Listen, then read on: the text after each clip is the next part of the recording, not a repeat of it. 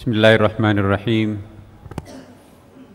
Assalamualaikum warahmatullahi wabarakatuh.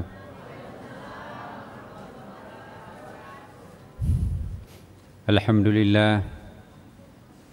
Alhamdulillahilladzi hadana lihadza wa ma kunna linahtadiya laula an hadanallah. Asyhadu an la ilaha illallah wa asyhadu anna Muhammadan abduhu wa rasuluh. Al-mab'utsu ilan nasi kaffatan basyiran wa nadhiran wa da'iyan ila Allah bi'idzni wa sirajan munira. Allahumma salli wa sallim ala sayyidina wa habibina wa syafi'ina wa maulana wa atba'ina wa qurrati a'yunina Muhammadin sallallahu alaihi wasallam. Amma ba'd. Ibu-ibu dan bapak-bapak sekalian yang insyaallah senantiasa dirindukan dan dicintai, dimuliakan oleh Allah Subhanahu wa taala. Pada pengajian kita pada maghrib kali ini, marilah kita membukanya dengan bersama-sama memohon kepada Allah Subhanahu wa taala. Sekali lagi membuka dengan memohon semoga keutamaan surah Al-Fatihah Ummul Quran senantiasa bersama kita. Ala hadhihin niyah wa ala kulli niyatin salih. Al-Fatihah. A'udzubillahi minasyaitonir rajim. Bismillahirrahmanirrahim. Alhamdulillahirabbil alamin. Arrahmanirrahim. Maliki yaumiddin. Iyyaka na'budu wa iyyaka nasta'in. Ihdinas siratal mustaqim. Siratal ladzina an'amta 'alaihim ghairil maghdubi 'alaihim waladdallin. Alhamdulillah, pada pertemuan kita yang lalu, Ibu, Bapak, kita sudah pernah membahas keutamaan surah Al-Fatihah ini. Surah Al-Fatihah disebut sebagai a'dhamu jami'ah al-hikmah, kumpulan hikmah paling besar, kanzum min kunuzil arsh, gudang di antara sekian banyak gudang di aras, tempat paling mulia di atas. Afdalu surah fil Quran, surah yang paling mulia di dalam Al-Quran ialah surah Al-Fatihah. Disebut juga surah Asy-Syifa, surah penyembuhan, pengobatan, karena begitu seringnya digunakan Rasulullah berdoa untuk memohonkan penyembuhan sahabatnya, umatnya. Disebut an-ni'matul uzma was-saqilah, nikmat yang paling besar dan paling berat. Alkitab asyrafu ma fi kunuzil arsh, di antara seluruh kitab intinya surah Al-Fatihah inilah yang paling utama. Fatihatul kitabi syifa'un min kulli da, surah Al-Fatihah menyembuhkan seluruh segala macam penyakit, baik penyakit fisik maupun non fisik. Asyrafu ma adkhar min kunuzil arsh, ya, paling mulia di antara segala sesuatu yang ada di arasy. Sampai dikatakan dalam riwayat, seandainya surah Al-Fatihah ditimbang dengan keseluruhan surah lainnya, maka lebih berat timbangan surah Al-Fatihah, 7 kali lebih berat. Bahkan jika ditimbang dengan keseluruhan kitab suci seperti Taurat, Injil, dan Zabur, maka lebih berat timbangannya surah Al-Fatihah. Subhanallah. Minggu lalu juga kita sudah sebutkan nama-nama daripada surah Al-Fatihah. Ummul Kitab, Ummul Quran, Fatihatul Kitab atau Fatihatul Quran. As-Sab'ul Mathani, itu Al-Quran sendiri memberi nama seperti ini. Asy-Syifa atau Asy-Syafiyah. Al-Usas, fondasi, ya. As-Salah, pemberi kebaikan. Al-Kafiyah, yang sempurna atau Al-Wafiyah. Al-Munajat, ya, digunakan untuk berdoa. Al-Kanz, itu gudang rahasia. Ta'limul Mas'alah, pelajaran untuk mengurai masalah. Al-Hamd, surah pujian. Ad-Du'a, surah intinya doa, karena di situ ada doa yang paling sering kita lantunkan. Ihdinas siratal mustaqim, siratal ladzina an'amta alaihim ghairil maghdubi alaihim waladdallin. dan disebut dengan surah Asy-Syukr karena syukur di situ.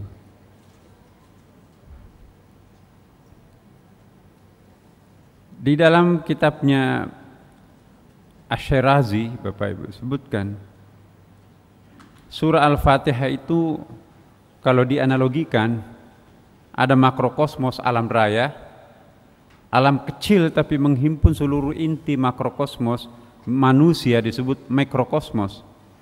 Surah Al-Fatihah itu adalah mikrokosmosnya Al-Quran. Selebihnya yang 113 surah itu disebut makrokosmosnya Al-Quran. Begitu intinya surah Al-Fatihah, begitu pentingnya surah Al-Fatihah. Makanya setiap salat 5 waktu kita, rakaat demi rakaatnya itu wajib hukumnya untuk kita baca surah Al-Fatihah ini. Tetapi apakah hanya sekedar membaca surah Al-Fatihah? Tentu tidak, Bapak Ibu sekalian. Ingin saya mengingatkan kembali sabda Rasulullah SAW, ya, ada umatku beberapa orang yang salat sama-sama rukuknya, sujudnya, duduknya, tetapi di antara mereka salatnya itu antara bumi dan langit satu sama lain. Ada yang salat bumi, ada yang salatnya di tingkat langit. Yang membedakannya apa? Seperti yang pernah kita bahas di masjid tercinta kita ini, Masjid Sunda Kelapa ini. Yang melakukan ibadah itu bukan hanya lahiriahnya badan kita, tapi yang paling penting adalah hakikat lahir batin kita beribadah. Seperti yang pernah kita bahas, mulai dari at-taharah, yang berwudu itu, yang dicuci itu bukan hanya anggota badan fisik kita. Masih ingat ibu bapak sekalian bahwa ada wudu syariah, ya, wudu fikih, mencuci anggota badan kita, muka sampai ukuran-ukurannya, tangan sampai siku, kaki sampai mata kaki. Tapi itu bukan hanya itu yang harus dibasuh. Ada wudu tarekat, ya, fungsinya. Jadi wudu itu mencuci juga dosa-dosa yang pernah dilakukan anggota badan itu. Mencuci mata yang suka mengintip, mencuci mulut yang suka berdosa itu, bohong, memfitnah, minum minuman keras, ya, dan makan yang haram. Tangan dengan segala macam dosanya tangan itu, nipu orang, nanda tangan palsu, kaki yang mengantar orang itu pergi ke tempat maksiat. Itu semuanya harus dibersihkan dengan pembersihan wudu tarekat. Tetapi lebih dalam dari itu ada wudu hakikat. Ya. Mencuci kepala, bukan saja bagian kepalanya, tapi isi kepala itu juga harus dicuci. Pikiran-pikiran kotor yang selama ini bersarang dalam pikiran kita, tidak pernah keluar-keluar, bahkan menjadi dosa langganan kita, bersihkan semuanya dengan wudu hakikat. Tangan yang tidak pernah kunjung berhenti melakukan dosa, siapa yang pernah dipegang, diraba dan seterusnya, enggak pernah tobat-tobat tangannya itu, bersihkan dengan wudu hakikat. Ya Allah, tangan ini yang suka macam-macam. Tangan ini adalah simbol kekuasaan, power, kekuasaan kita sebagai khalifah di muka bumi ini. Mungkin selama ini kita menjalankan kekhalifahan kita tidak fokus, tidak becus. Bersihkan tanggung jawabnya sebagai khalifah melalui mencuci tangannya. Itu disebut mencuci dengan wudu hakikat. Tangan sampai juga kaki seperti itu. Kaki itu simbol pendirian, ya, istiqamah. Kalau orang suka mencong perjalanannya, suka menyerong perjalanannya, suka pelim-pelang, bersihkan kakinya dengan wudu hakikat. Ya Allah, istiqamahkan kami di atas rel yang benar, jangan keluar dari rel itu, pasti bukan siratal mustaqim, dan seterusnya. Bukan hanya wudu tapi juga salat, Bapak Ibu sekalian.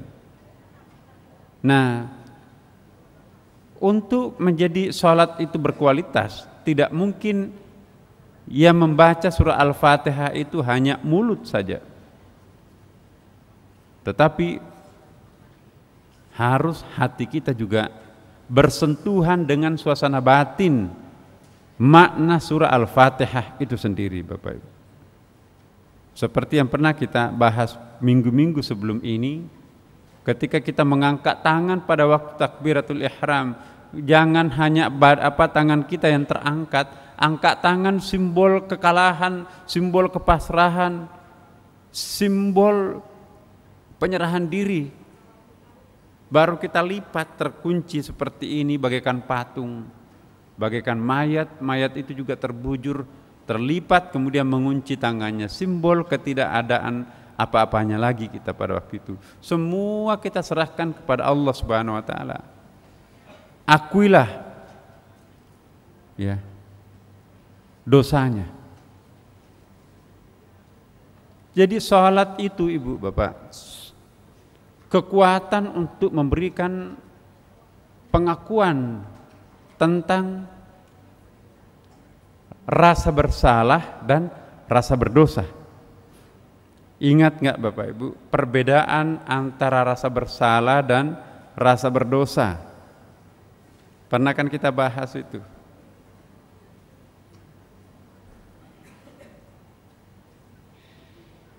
Rasa berdosa, rasa bersalah lain.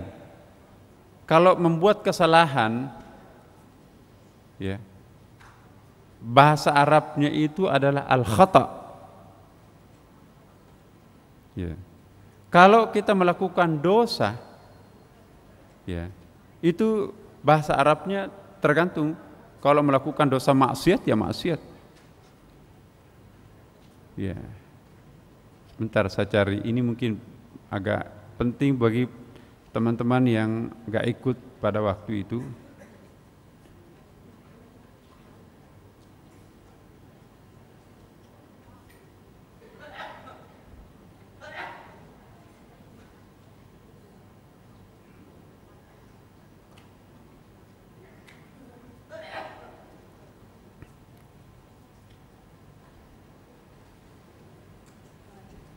Ya,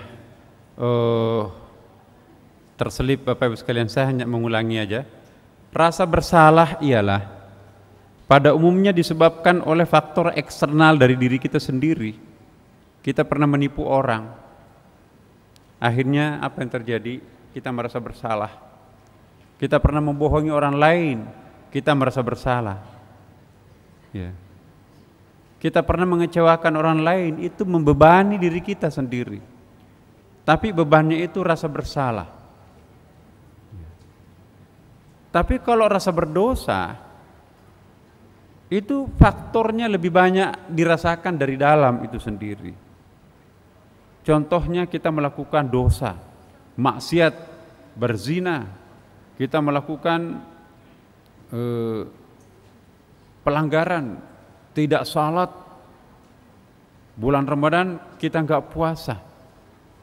Ya. Jadi rasa bersalah ini muncul.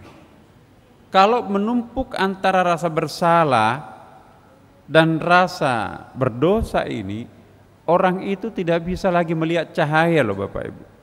Rasa bersalah itu mengaburkan cahaya kita, ditambah lagi dengan rasa berdosa. Ya. Kalau rasa bersalah itu gampang diobati Bapak Ibu. Ya. Bapak Ibu pernah melakukan cacat sosial, Masya Allah, orang kerja bakti di daerahnya, di RT-nya, dia nggak datang, itu pasti rasa bersalah muncul. Tapi kompensasinya dia menyumbang. Saya bangun menara masjid deh, saya bangun gorong-gorong musim hujan ini, akhirnya semua orang menikmati. Oh iya ya, tertutupi rasa bersalahnya dengan perbuatan amal sosialnya seperti itu. Tapi kalau rasa bersalah lama sekali, ya. Rasa berdosa Ibu, betul. Rasa berdosa itu lama sekali. Kalau rasa bersalah bisa cepat, kompensasi sudah selesai. Dan kalau kita merasa bersalah cenderung membela diri kan. Tapi kalau orang merasa berdosa nggak bisa membela diri.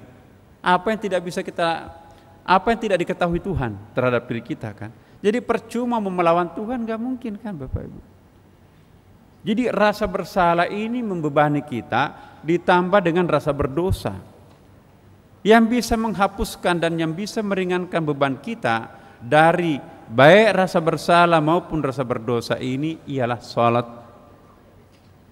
Salat inilah yang mampu menghilangkan rasa berdosa kita. Amal sosial itu menghilangkan rasa bersalah. Jelas Bapak Ibu? Jadi spesialisasi salat itu mengangkat rasa berdosa pada setiap hambanya. Caranya seperti apa? Ya, lakukanlah prolognya salat,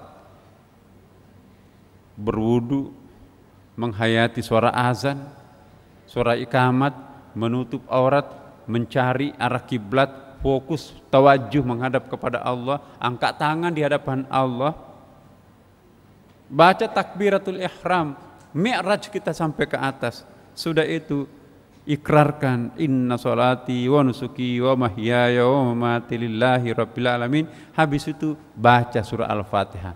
Surah Al-Fatihah itu disebut surah Asy-Syifa karena mampu menyembuhkan rasa berdosa itu sendiri. Ya. Rasa berdosa tidak bisa dihapuskan oleh amal sosial Bapak Ibu. Bapak punya dosa, rasa bersalah, nyumbang 1000 anak yatim, tetap aja masih merasa bersalah itu.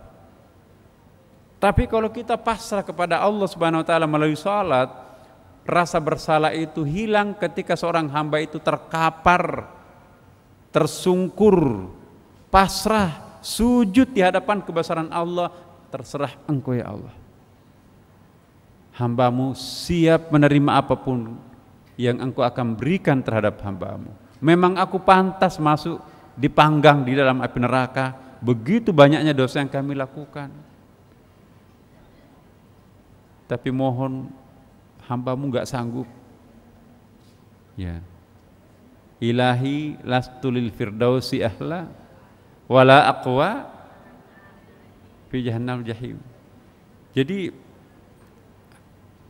apa artinya itu? Ya Allah, wahai Tuhanku, lastu lil firdausi ahla, ya kan? Hambamu tidak pantas masuk surga, tapi juga aku tidak sanggup masuk ke dalam nerakamu. Abu Nawas ini luar biasa ini. Itu mewakili kita kan Bapak Ibu. Coba periksa diri kita Bapak Ibu. Begitu baiknya Allah dan begitu apa yang kita lakukan terhadap Tuhan, rasanya kok kita memang gak pantas masuk surga itu. Iya kan Bapak Ibu? Terlalu baik Allah Subhanahu wa taala, tapi terlalu ya Allah memberikan yang istimewa terhadap kita, tapi kita memberikan sisa-sisa waktu untuk Tuhan. Itu pun gak ada khusyuknya sama sekali. Kalau yang masuk surga itu adalah orang yang perfect, maka kita gak pantas masuk surga memang. Tapi kita juga nggak sanggup masuk neraka. Ya.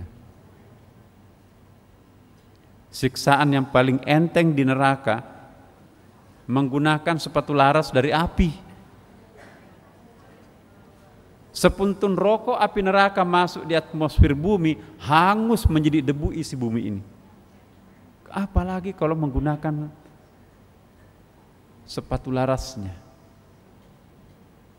Innal munafiqina fid darkil asfali minan nar. Sesungguhnya orang munafik itu, apapun KTP-nya, mau Islam mau non Islam, orang munafik itu adalah tempatnya di neraka yang paling jahanam tuh, paling bawah. Nauzubillah min dzalik. Jadi kembali lagi bahwa salat langit itu seperti apa dan salat bumi itu seperti apa. Jangan kita hanya salatnya istilahnya Nabi salat bumi. Salatlah dengan salat langit, yaitu yang salat itu bukan hanya lahiriah kita rukuk sujud duduk ya, tetapi yang salat itu adalah batin kita, pikiran kita, rohani kita, jasad kita. Makanya kita sebutkan dalam surah Al-Fatihah, iyyaka na'budu, hanya engkaulah yang kami sembah di situ. Jadi bukan begini, hanya engkau yang aku sembah, enggak. Itu bukan ai di situ, wi di situ, jamak di situ, na'budu di situ. Kenapa? Ketika kita salat itu, yang harus salat itu pikiran juga harus salat. Nah, kalau kita badannya salat tapi pikirannya ke mall, berarti yang separuh salat pikirannya melayang-layang kemana? Bukan hanya pikiran yang kemana-mana, tetapi rasanya, perasaannya juga masih ada dendamnya, masih ada rasa laparnya. Ya. Bagaimana bisa disebut dengan sholat hakikat kalau yang rukuk sujud tanpa isi? Mulut yang komat kamit membaca Al-Fatihah tapi enggak ada isinya sama sekali Al-Fatihahnya itu. Ditanya apa artinya Bismillahirrahmanirrahim? Susah. Makanya itu akhlak membaca surah Al-Fatihah itu, Bapak Ibu sekalian, minggu lalu kita bahas kan, harus diawali itu bagi para sufi ya kan. Diawali dengan ta'awuz, a'udzubillahi minasyaitonirrajim, tapi jangan diungkapkan dalam mulut. Itu bukan ayat ya. Tapi ada perintah Allah Subhanahu wa taala apabila kita akan membaca Al-Qur'an, bacalah ta'awuz. Ini perlu saya perlihatkan ayatnya. Nih. Fa idza qara'tal Qur'ana fasta'idz billahi minasyaitonir rajim. Itu surah An-Nahl. Apabila kalian membaca Al-Qur'an, hendaklah kalian meminta perlindungan kepada Allah dari syaitan yang terkutuk. Apabila kalian ingin membaca Al-Qur'an, ayat Al-Qur'an, maka bacalah a'udzubillahi minasyaitonir rajim. Ini perintah Allah. Apalagi kalau yang mau dibaca itu adalah induknya Al-Qur'an. Iya kan Bapak Ibu? Membaca surah Al-Baqarah saja pakai a'udzubillahi minasyaitonir rajim. Itu kalau ada perlombaan MTQ, ada qari atau qari'ah lupa baca ta'awuz, itu gugur itu. Langsung Bismillahirrahmanirrahim. Loh, kok enggak baca ta'awuz? Diawali dengan a'udzubillahi minasyaitonirrajim. Bismillahirrahmanirrahim. Kalau ada qari, Assalamualaikum warahmatullahi wabarakatuh. Bismillahirrahmanirrahim. Dewan hakimnya kaget. Kenapa tidak suka membaca ta'awuz? Padahal ada ayatnya.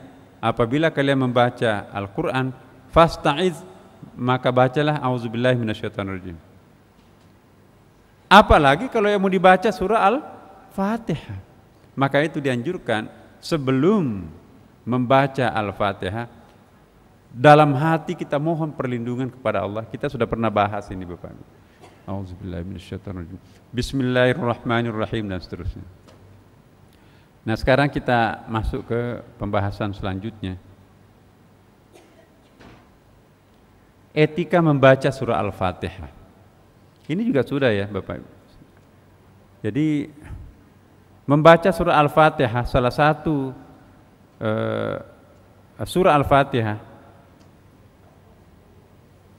ini ada yang salah sini. Dalam hadis ditegaskan bahwa la sholata illa bi fatihatil kitab, tidak ada salat tanpa Al-Fatihah pada setiap rakaatnya itu.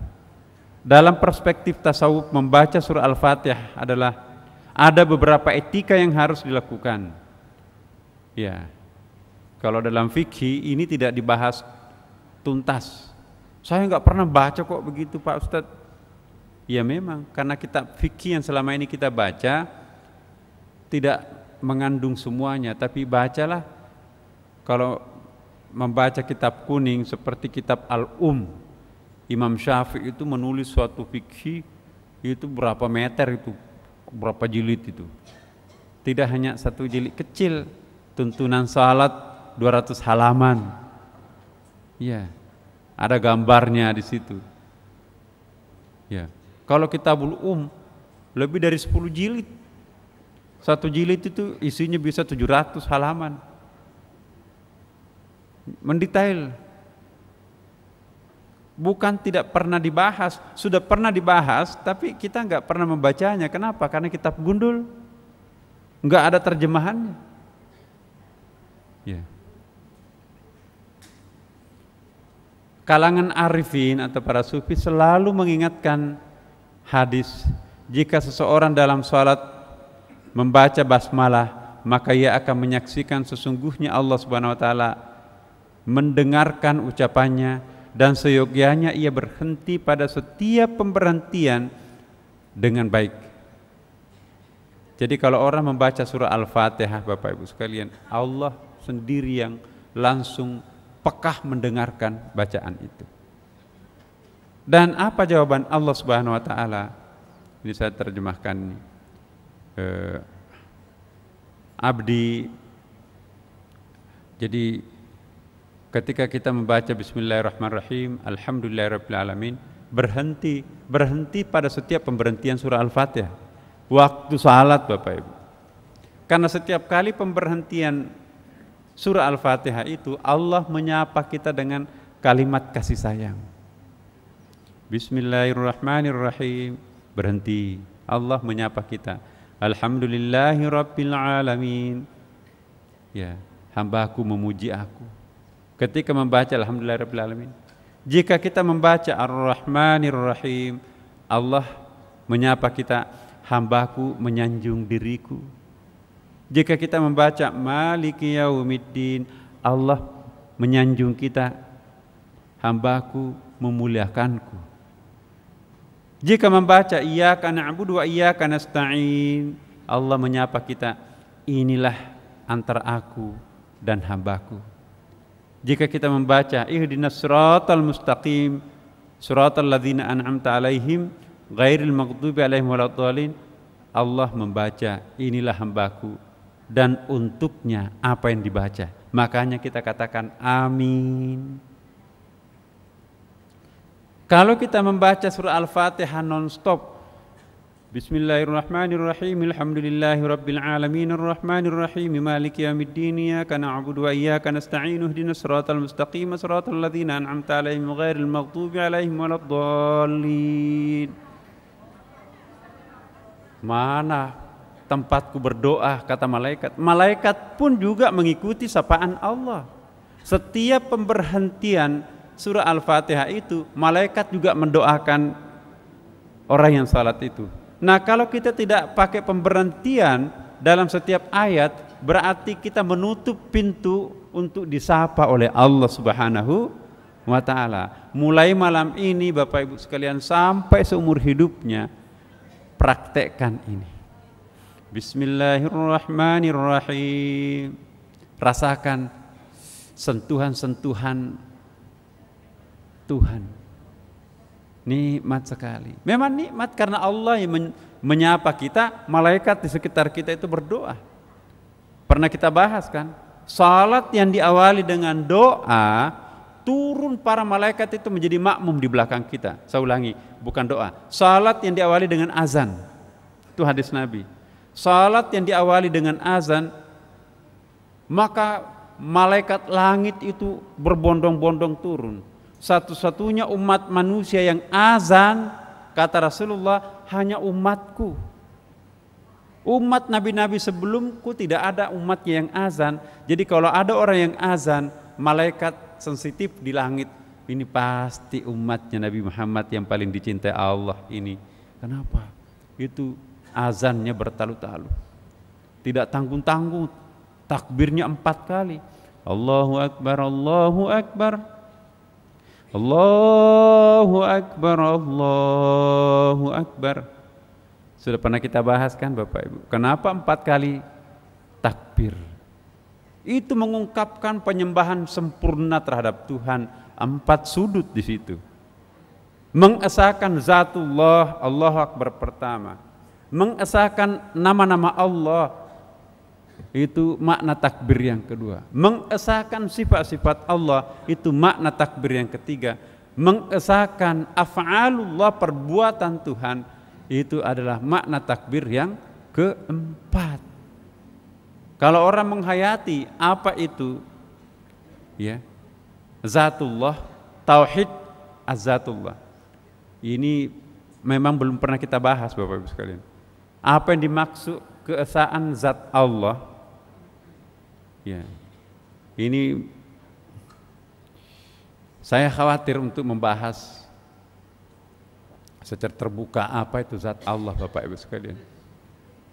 Kalau orang tidak mengikuti prolognya, pengantarnya, saya yakin kalau ibu-ibu yang sudah dulu ikut pengajian tasawuf kita di sini bisa memahami apa itu zat Allah. Bagaimana tauhid zat Allah? Nanti kita akan tiba pada satu kesimpulan, tidak ada zat, tidak ada apapun yang wujud dan maujud ini, semuanya adalah Dia. Selama kita memisahkan diri kita dengan Tuhan, ada makhluknya di sini, ada sang khaliknya di atas, itu bukan esah, itu dualitas. Domainnya Tuhan, di atas, domainnya makhluknya manusia ada di sini, itu dualitas. Ulama tasawuf itu bisa menganggap itu musyrik itu. Mana qul huwallahu ahad. Maka itu la ilaha illallah diartikan tidak ada la maujud illallah, maksudnya begitu. Tidak ada yang berwujud selain Allah. Itulah nanti fa aina ma tuwallu fa thamma wajhullah. Kemanapun kalian memalingkan mukanya, di situ engkau akan melihat wajah Tuhan. Aku melihat komputer, aku melihat monitor, aku melihat masjid. Sesungguhnya yang kamu lihat itu wajah Tuhanmu. Itu bagaimana menjelaskan itu? Itu pembahasan tentang tauhid lidzatillah, mentauhidkan zatnya Allah. Ada lagi yang disebut dengan tauhidul asma. Bagaimana kok bisa menjadi satu? Padahal kan nyata-nyata dalam Quran dihafal di sini. Ibu-ibu sudah menghafal Asmaul Husna. Berapa itu, Bu? Untuk Sunni 99, Syiah itu lebih 100. Dan ada lebih banyak, bahkan lebih 1000. Yang ya Allahu a'lam. Tapi bagaimana yang banyak itu bisa menjadi satu? Itu punya pembahasan tersendiri. Banyak nama. Yang paling sulit difahami, di antara nama-nama itu ada yang berseberangan, berhadapan-hadapan satu sama lain. Iya. Huwal awal, huwal akhir juga. Dia yang paling pertama, tapi dia juga paling terakhir. Huwal zahir, dia yang maha lahir, tapi dia juga maha batin. Bingung kita kan? Bagaimana bisa menyatukan dua kutub yang berbeda ini? Kalau Ar-Rahman, Ar-Rahim itu kan senapas tuh. Kalau Ar-Rahman itu sifat Allah untuk generik sifatnya, baik kafir maupun muslim dapat, mau binatang, mau tumbuh-tumbuhan, manusia dapat Rahmannya. Tapi yang dapat Ar-Rahim hanya di situ komunitas kecil dan di dalamnya ada jamaah masjid Sunda Kelapa. Ar-Rahim permanen sifatnya. Jadi istri kita di dunia, istri kita juga di akhirat, atau suami kita ya. Ya, kalau suami di dunia itu rahmaniyah. Kalau itu juga nanti menjadi istri kita di akhirat, itu istri yang rahimiyah. Ya, jangan takut Ibu. Nanti punya saingan bidadari. Kata Rasulullah, ada keluhan, gimana dong kami nanti kalau di surga kalah bersaing dengan wajah para bidadari. Kata Rasulullah, kamakal, jangan khawatir. Kecantikanmu nanti kalau masuk surga, enggak ada apa-apanya kecantikan bidadari itu. Jauh lebih cantik daripada bidadari. Subhanallah.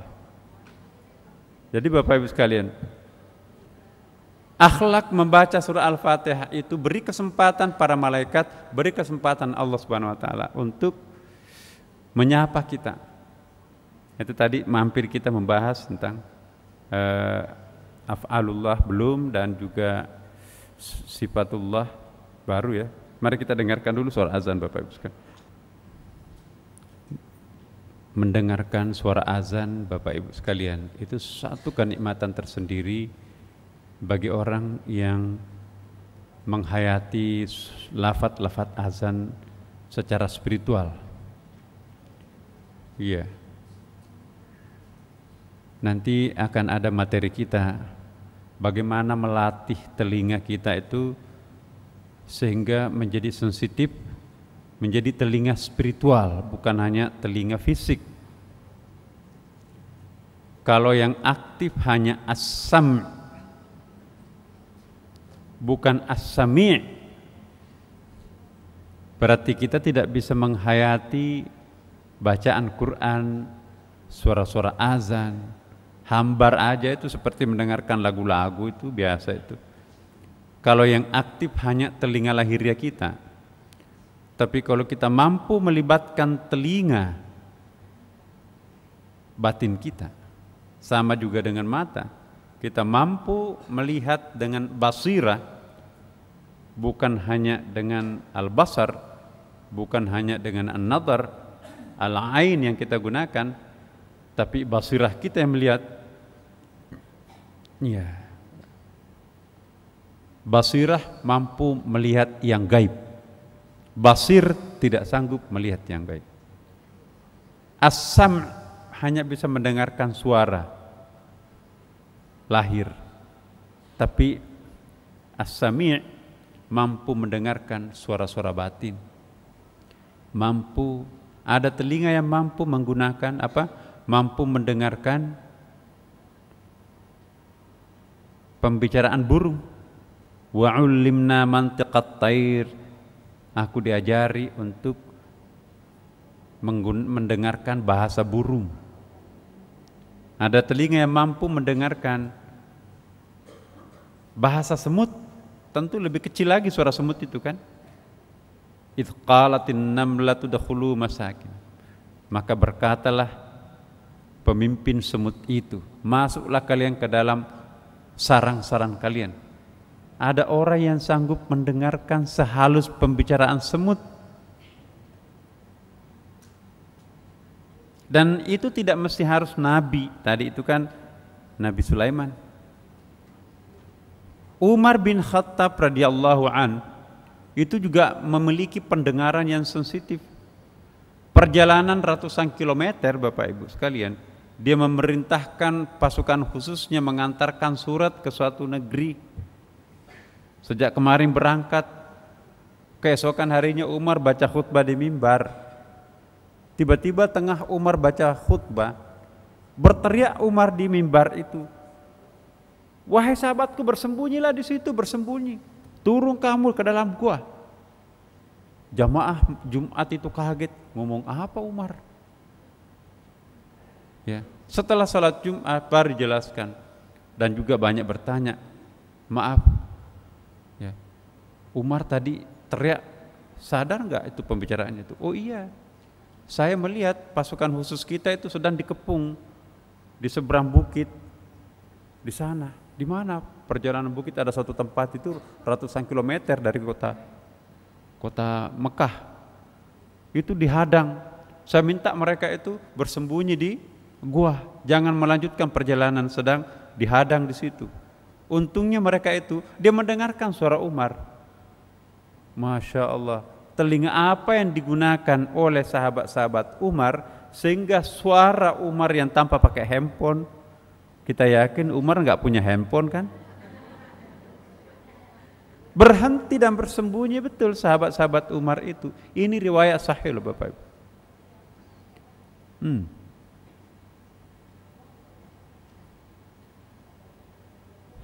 Banyak kalau kita baca kitab kuning, kitab-kitab kuning itu kitab yang ditulis oleh para wali, banyak sekali. Itu sepertinya memang kita nggak masuk akal. Berdialog dengan binatang, berdialog dengan pohon, belajar dari ranting pohon. Ada ulama tafsir kan seperti itu. Aku mendapatkan penjelasan ayat ini dari tangkai pohon ini.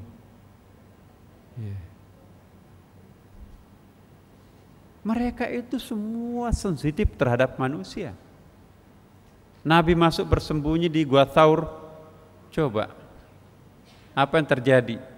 Dunia binatang, dunia tumbuh-tumbuhan mendukung Nabi. Sarang laba-laba, gotong royong itu laba-laba itu membuat sarang. Jadi jangan main-main dengan laba-laba betina. Karena yang membuat sarang laba-laba itu, menurut peneliti ahli biologi Australia, yang membuat sarang laba-laba itu bukan jantan, tapi betina. Jantan itu nggak punya zat perekat. Yang punya zat membuat sarang itu betinanya. Pantas Al-Quran mengatakan ittakhadzat baitan, itu ta'ut ta'nits. Al-Quran sudah memperkenalkan bahwa yang membuat sarang laba-laba itu adalah jenis betina. Karena ittakhadzat ta'ut ta'nits di situ kan. Kalau betina kalau laba-laba jantan yang membuat, tentu Tuhan mengatakan ittakhadzal buyut. Tapi kalau betinanya yang buat ittakhadzatil, itu ada tahnya di situ, itu simbol betina di situ itu. Dan yang memimpin semut itu juga menurut penelitian sama, yang memimpin masyarakat semut yang sangat solider itu kan. Semut itu dalam tempo 4 menit sebiji gula pasir itu. Jadi semut itu, siapa yang menemukan gula tidak boleh makan duluan. Umumkan dulu kepada jamaahnya, saya dapat rezeki, ayo kita ramai-ramai makan. Semut itu paling tidak mau makan sendirian, selalu makannya berjamaah semut itu. Itu pimpinan sukses tuh, mampu memerintahkan. Coba perhatikan semut, konsisten jalannya itu. Kalau pimpinannya bengkok sedikit, bengkok juga, tapi nggak ada memecah, menyempal, nggak ada itu. Yang memimpin masyarakat semut yang begitu santun itu ternyata semut betina. Itu peneliti biologi Australia. Tapi ternyata Quran juga sudah mengisyaratkan yang memimpin masyarakat semut itu adalah semut betina juga. Karena apa? Ayatnya begini, idz qalatin namlatu. An-namlu semut jantan, an-namlatu semut betina. Nah, Quran mengatakan bersabdalah pimpinan ratu semut itu. Ternyata ilmuwan menemukan yang memimpin masyarakat semut itu betina. Jangan main-main terhadap perempuan.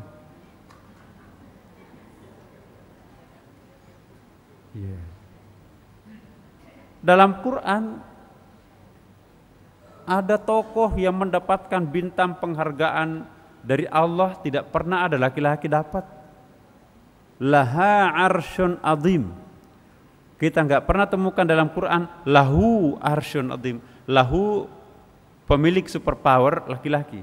Kalau laha arsyun azim, pemilik superpower perempuan, ada satu, yaitu diadreskan kepada Ratu Balqis. Banyak nabi, semua nabi dalam Quran tidak pernah ada satupun yang mendapatkan gelar lahu arsyun azim. Hanya satu kali dalam Quran muncul pemilik superpower itu, dia alamatkan kepada sosok figur namanya Ratu Balqis. Dan inilah yang mencapai masyarakat baldatun thayyibah wa rabbun ghafur, negeri yang sangat indah penuh pengampunan Tuhan. Hanya terjadi pada masa ketika waktu itu dipimpin oleh seorang ratu. Jangan main-main terhadap perempuan. Jadi secara tasawuf Bapak Ibu sekalian, posisi perempuan itu jauh lebih tinggi, mohon maaf, kepada kita laki-laki. Ada hadis Nabi kan, ya Rasulullah, kepada siapa kami mengabdi sesudah Allah? Apa kata Rasulullah? Ummuka, ibumu. Lalu siapa lagi? Kepada siapa lagi sesudah ibu? Ummuka, ibumu. Kan sudah. Ya iya, lagi. Lalu kepada siapa lagi? Ummuka. Siapa lagi? Ibumu. Lah terus summa abika, bapakmu. Jadi 3 kali kita berbuat baik kepada ibu, baru kepada bapak 1 kali. Jadi kalau tasawuf itu 1:3. Kalau fikih itu cuma 1:2 kan Ibu. Ini sekedar bukan, jangan diambil angka-angkanya, tapi intensitasnya. Dalam hal tertentu perempuan istimewa, tapi dalam hal tertentu laki-laki istimewa. Sama-sama Allah memberinya keistimewaan, berarti laki perempuan tidak boleh saling menghina satu sama lain. Masing-masing Allah memberikan keutamaan dan keistimewaan. Itu kesimpulannya. Kembali kita ke bacaan kita. Jika membaca surah Al-Fatihah dalam salat, sebaiknya kita berhenti dengan lembut sambil menunggu sapaan jawaban Tuhan dari bacaan yang ayat demi ayat surah Al-Fatihah. Jadi berhentinya itu jangan Nah ini coba perhatikan imam kita di sini. Bapak Ibu sekalian, kalau telinganya sensitif, pasti bisa membedakan. Wah, ini kayaknya yang memimpin sholat ini alumni PT IKI, Institut Perguruan Tinggi Ilmu Al-Quran. Di situ ada 1 semester bagaimana menjadi imam. Artinya apa? Imam alumni PT IKI itu tidak mungkin akan pernah berhenti bacanya begini. Bismillahirrahmanirrahim. Alhamdulillahirabbil alamin. Berarti hilang satu pemberhentian di situ kan. Ar-Rahmanir-Rahim Maliki Yaumiddin Iyyaka na'budu wa iyyaka nasta'in. Enggak boleh. Kalau di luar salat boleh Bapak Ibu. Akhlaknya surah Al-Fatihah kalau dibaca dalam salat seperti itu petunjuknya dan diamalkan Nabi dan para sahabat. Ya. Pemberhentiannya halus. Bismillahirrahmanirrahim. Nunggu sapaan Tuhan. Alhamdulillahi Rabbil Alamin. Jangan Bismillahirrahmanirrahim. Alhamdulillahi Rabbil Alamin. Kau marah. Malik Yaumiddin. Lembut. Monggo Ar-Rahmanirrahim. Aduh. Masya Allah. Ya. Membaca itu bahasa Arab itu pinternya pencipta bahasa Arab itu Bapak Ibu sekalian. Ya, saya nggak tahu siapa membuat kamus bahasa Arab. Ya, kalau ada kosakata yang artinya indah, maka penyebutannya juga indah. Kalau ada sesuatu yang kasar, yang dahsyat, itu juga bahasa Arabnya tuh kasar-kasar tuh. Contohnya, gelas pecah. Inkasarat al-kas. Pecah itu bahasa Arabnya inkasarat. Inkasarat berat banget. Ya. Surga an-nar. Ada R-nya, ngeri mendengarkannya. Tapi kalau al-jannah. Jannah. Enak mana disebut jannah surga, an-nar neraka. Itu. Bahasa Arab itu kalau halus artinya, halus juga penyebutannya. Kasar artinya kasar juga cara bacanya. Jadi kalau Bapak Ibu sekalipun tidak tahu bahasa Arab, bisa merasa-rasa kan? Sama dengan huruf kanji, sama huruf Cina itu kan. Itu kalau banyak bengkok-bengkoknya, itu juga idealismenya. Kata-kata itu juga bengkok. Tapi kalau lurus-lurus itu maknanya juga luhur tuh. Bahasa Indonesia enggak muncul bahasa spiritualnya kayak gitu itu. Ya, Allahu a'lam. Nah, kemudian membaca ayat-ayat surah Al-Fatihah secara bersambung dalam salat terasa tidak etis. Karena seolah-olah tidak membutuhkan sapaan dan jawaban Tuhan. Ya, mulai sekarang Ibu Bapak baca surah Al-Fatihah pelan, jangan kayak terkejar-kejar. Penyakit orang salatnya awam. Penyakitnya orang awam kalau salat seperti terkejar-kejar. Kalau ada ayat lebih pendek dari Qul huwallah dan Inna Ataina, itu pun yang dibaca. Benar. Kalau dia tahu bahwa ternyata Alif Lam Mim satu ayat, ya, Yasin satu ayat, rakaat pertamanya waladhdallin amin, bismillahirrahmanirrahim, Alif Lam Mim, Allahu Akbar. Rakaat kedua Yasin, Allahu Akbar. Sah, boleh. Tapi enggak biasa, yang biasa itu Qul huwallah. Maka itu yang dihafal dalam Quran, ya, mulai dari rambutnya hitam sampai rambutnya putih semua Qul huwallah terus menerus. Sampai istrinya, anak-anaknya bosan, kok qul huwallah terus Pak? Habis hafalnya cuman itu. Ya. Sekali-sekali kita baca ayat-ayat yang panjang-panjang. Begitu baca ayat panjang nggak bisa nyampe, nyangkut-nyangkut terus. Nggak pernah diulang. Bapak Ibu sekalian mohon maaf. Itu jamaah di sana. Kalau jamaah Sunda Kelapa insya Allah enggak, Bapak Ibu, bagus semua. Bapak-bapak kita di sini juz amanya hafal. Ya, suasana batin yang seharusnya muncul pada saat kita membaca surah Al-Fatihah ialah dialog mesra dengan Tuhan. Ayat demi ayat yang kita baca ditanggapi secara aktif dengan menghayati jawaban-jawaban Tuhan di sela-sela bacaan ayat surah Al-Fatihah dapat menambah khusyuk salat kita. Lebih terasa hadis Nabi yang kita membayangkan begini, kalau kita sedang salat itu yang gaib itu menjadi nyata Bapak Ibu. Ini pernyataan penting. Kalau kita salat tadinya gaib, apa itu gaib? Jauh, abstrak, nggak terasa, nggak terdeteksi.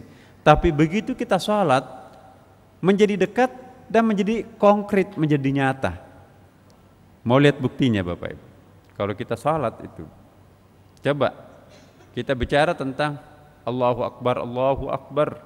Allah, mana Allah? Huwa, Allah, Dia.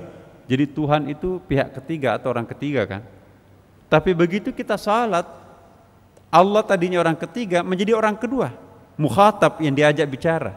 Maka itu iyyaka na'budu wa iyyaka nasta'in. Kita tidak mengatakan iyyahu na'budu wa iyyahu nasta'in. Hanya Dialah yang kami sembah dan hanya Dia pula tempat kami memohon pertolongan. Itu kalau Dia orang ketiga kan? Kalau menjadikan orang kedua ada di hadapan kita, iyyaka na'budu, hanya Engkaulah yang kami sembah. Dan hanya Engkau pula tempat kami memohon pertolongan. Allah Maha Gaib tiba-tiba hadir di hadapan kita. Itu kata Rasulullah, anta'budullaha ka'annaka tarahu. Sembahlah Allah seperti engkau melihatnya. Seperti engkau melihatnya. Pernah kita bahas di dalam pembahasan tasawuf itu di Masjid Al-Ikhlas. Ini kita sudah masuk ini. Kata ka'anna hilang. Anta'budullah annaka tarahu. Hendaklah menyembah Allah sesungguhnya engkau menyaksikan Tuhanmu sekarang. Jadi sepertinya dicoret. Jadi hendaklah menyembah Allah, engkau melihatnya. Dicoret seperti engkau melihatnya. Sepertinya dicoret berarti kalau begitu dekat bukan lagi orang kedua, menjadi orang pertama Bapak Ibu. Orang ketiga terus menjadi orang kedua, dari orang kedua menjadi udah aku hilang di atas sajadah, yang hadir cuma Dia. Nah, ini bisa disalahpahami orang Bapak Ibu. Tapi kalau memahami prolognya enggak pernah salah paham. Kayak Al-Khalaj, begitu intensif kedekatan dirinya dengan Allah, mafil jubba illallah, tidak ada isi baju ini selain Allah. Aliran sesat yang penguasanya orang fikih, disembeli, dieksekusi Bapak. Apa yang terjadi? Tersenyum Al-Khalaj, digorok lehernya. Tapi apa yang terjadi? Darah yang mengucur di lantai itu tiba-tiba membentuk kaligrafi La ilaha illallah. Nyesal Al-Gojonya, gemetar. Jangan main menyesatkan orang kalau kita belum sampai bacaannya ke situ. Tidak mungkin fikih bisa menghukum tasawuf.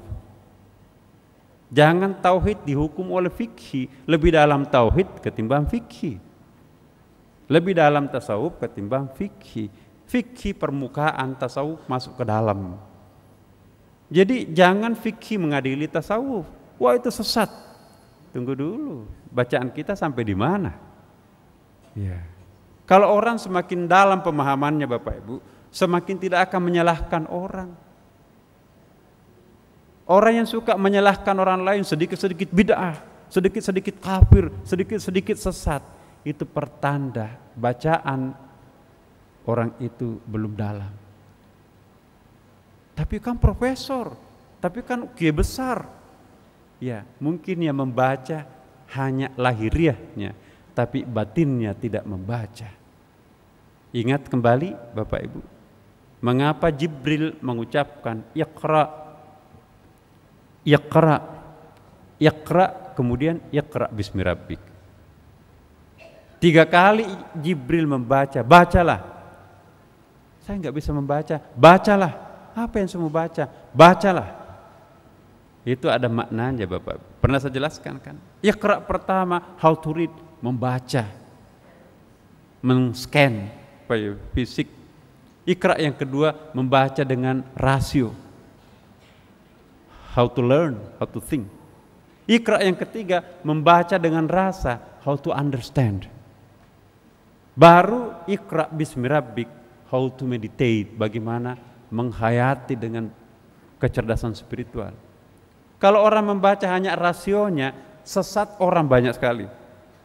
Tapi kalau orang membaca dengan rasanya, sudah mulai sedikit yang sesat. Kalau orang sudah membaca Iqra yang keempat, aku tidak pantas menyesatkan orang, aku tidak pantas mengkafirkan orang, karena itu adalah hak prerogatifnya Allah Subhanahu wa ta'ala. Jangan sampai mulut kita sudah terlanjur pernah gampang ikut serta menyalahkan orang lain. Saya berkali-kali mengatakan di sini Bapak Ibu sekalian, bukan saya, itu pendapatnya Syekh Ibnu Athaillah. Orang yang suka menyalahkan orang lain masih harus belajar. Kalau sudah mulai menyalahkan dirinya sendiri, ternyata aku yang keliru. Itu orang sudah sedang belajar.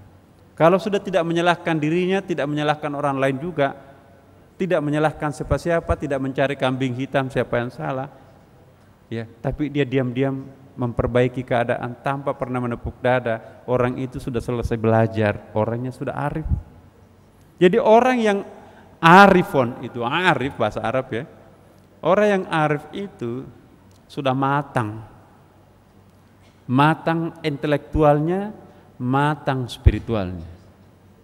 Kalau hanya alim, hanya matang ilmunya, tapi belum tentu matang spiritualitasnya. Kalau orang sudah arif, ilmunya matang, emosinya matang, spiritualitasnya matang. Itu disebut dengan arif. Indonesia kaya dengan orang pintar, tapi miskin orang arif.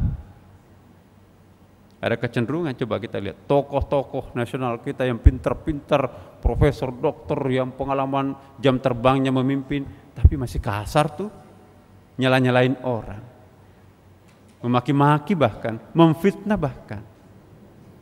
Itu pintar, tapi belum tentu arif. Kalau orangnya arif, dia lebih banyak diam. As-sumtu hukmun, diam itu adalah hikmah. Arif.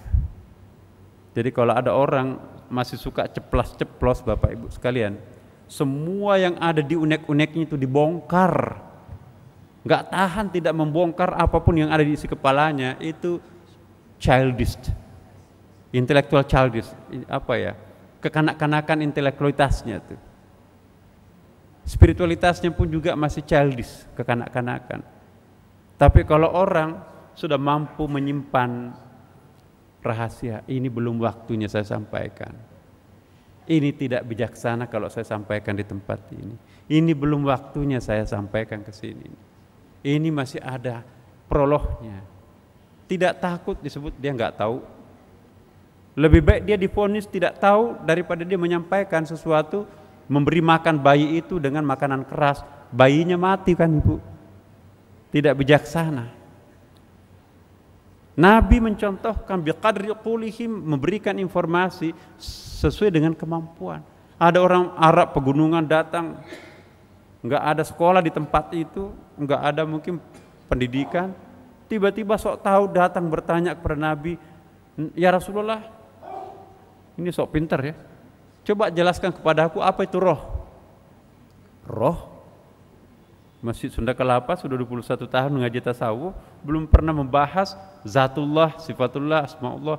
Ini orang nggak pernah ngaji apapun, tiba-tiba minta dijelaskan dalam tempo singkat apa itu roh. Bingung Nabi. bertanya tentang roh. Turun ayat, yas'alunaka 'anir ruh. Mereka semuanya itu Muhammad menanyakan kepadamu tentang roh. Qulir ruh min amri rabbi, katakanlah bahwa roh itu urusan Tuhan. Percuma dijelaskan tambah bingung. Ya kan? Tapi ada penjelasan roh panjang lebar ketika ia menjelaskannya di depan sahabatnya yang sudah setiap hari ikut ngaji dengannya kan. Itu contohnya.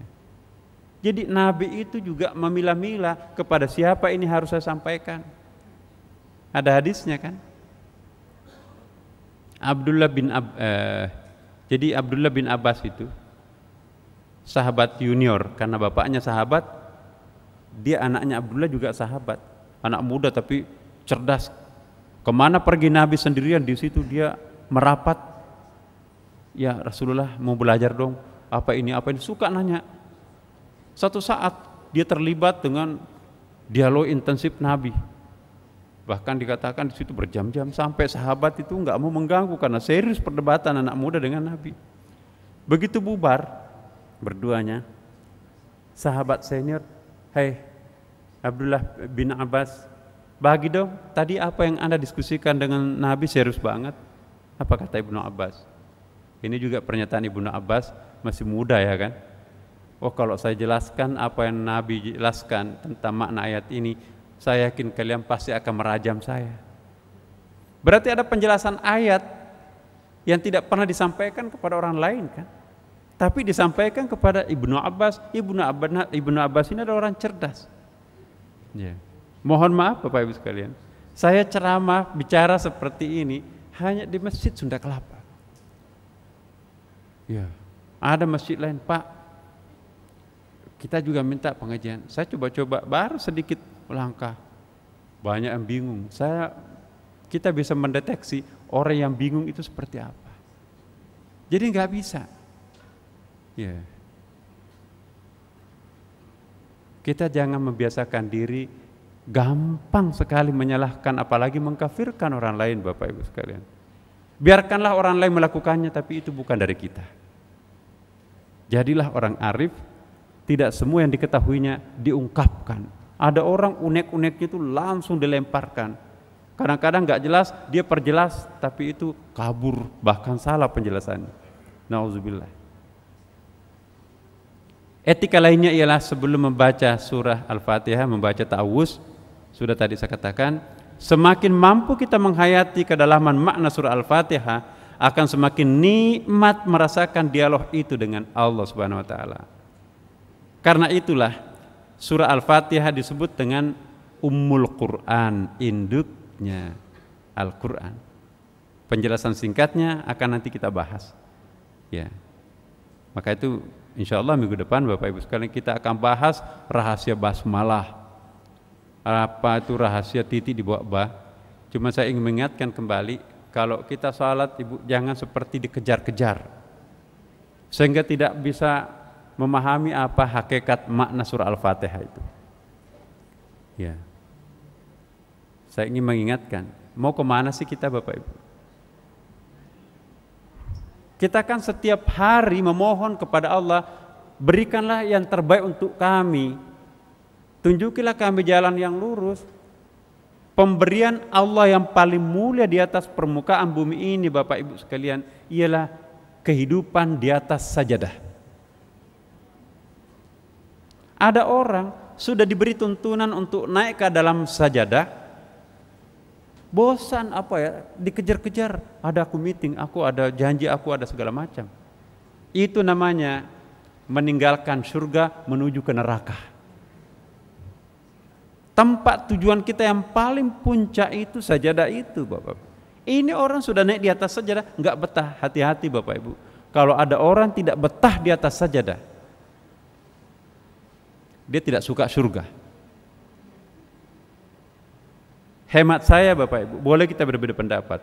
Sepenting apapun urusan itu, kalau kita di atas sajadah, jangan mau didikte oleh apapun dan siapapun. Tujuan kita itu sajadah itu. Sajadah itu adalah borak untuk menaikkan kita ke puncak. Yang lainnya itu sunat itu. Belum tentu akan mengangkat kita ke langit. Enggak, aku ada janji. Dia tinggalkan sajadahnya karena orang terdekatnya lagi nunggu di situ. Lebih takut ditinggalkan pasangan hidupnya ketimbang ditinggalkan Tuhannya. Itu contoh orang yang tidak matang secara spiritual, tidak betah di sajadah, tapi betahnya nongkrong di situ. Warung kopi nongkrong berjam-jam di situ, tapi di atas sajadah gelisah. Mestinya terbalik tuh. Nah, sekarang Bapak Ibu sekalian, ukurlah diri kita, lebih betah mana kita di atas sajadah, lebih betah mana Al-Quran di tangan kita, atau WhatsApp di tangan kita.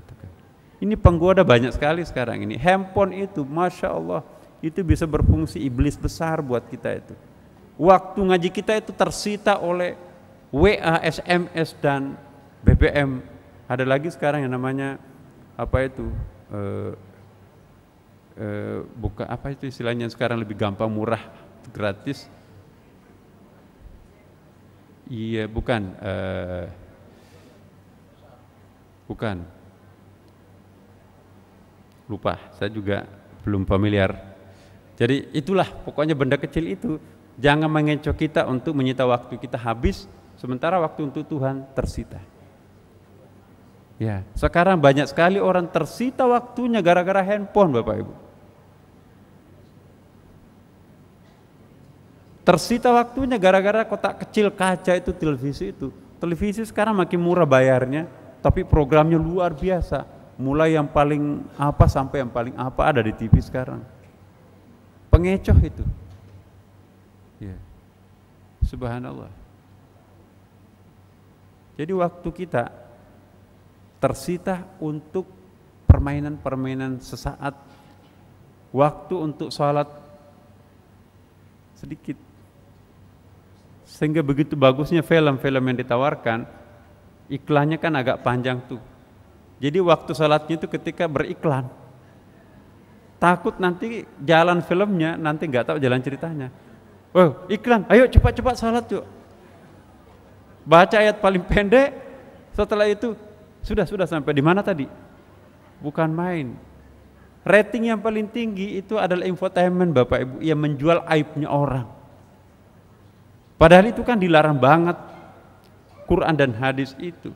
La tajassasu, jangan mengungkap aibnya orang lain. Sekalipun nyata-nyata benar, tapi itu jangan diungkapkan. Ini dijual. Program TV yang paling mahal iklannya itu infotainment itu. Karena ratingnya kan bisa diukur melalui kotak kecilnya, itu kan ada lembaga jasa itu kan. Jadi yang partisipasi itu kita juga, para jamaah juga. Banyak juga yang suka infotainment itu kan. Saya pernah berkelakar yang suka menyaksikan infotainment.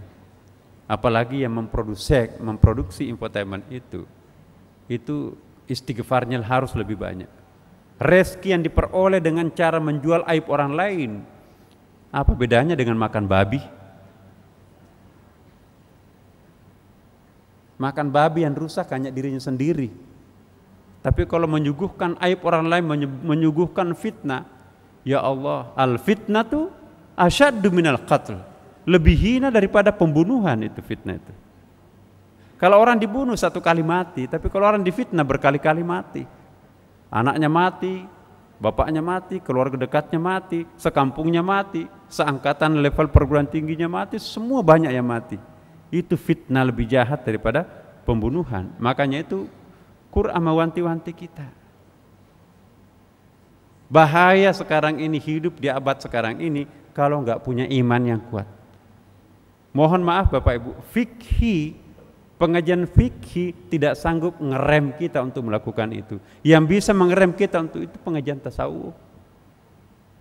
Hanya pengajian tasawuf yang bisa mendinginkan situasi. Sayang sekali pengajian tasawuf kita berhenti di sini. Semoga ada manfaatnya Bapak Ibu sekalian. Wassalamualaikum warahmatullahi wabarakatuh.